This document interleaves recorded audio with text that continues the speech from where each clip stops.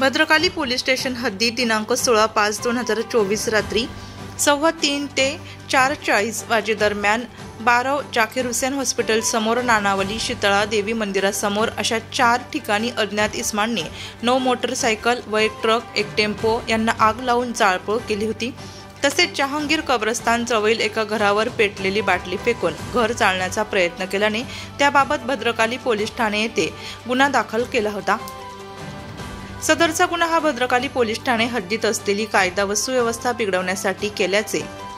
प्रथमदर्शनी दिसून येत असल्याने अशा संवेदनशील गुन्ह्यातील अज्ञात आरोपींची तत्काळ माहिती घेऊन त्यांना शोध घेऊन अटक करण्याबाबत संदीप कर्णिक, पोलीस आयुक्त नाशिक शहर,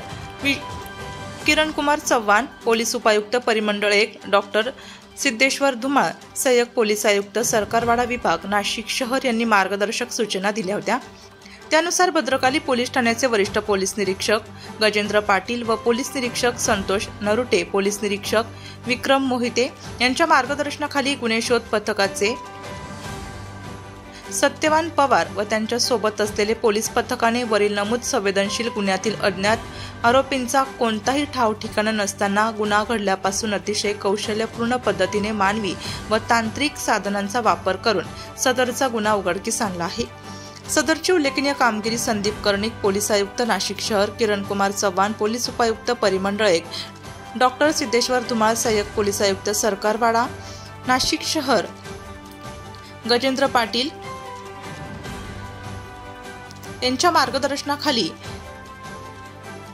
सत्यवान पवार, यशवंत गांगुर्डे, नरेंद्र जाधव, सतीश साळुंके, संदीप शेळके, कय्यूम सय्यद, लक्ष्मण ठेवणे, अविनाश चुंद्रे,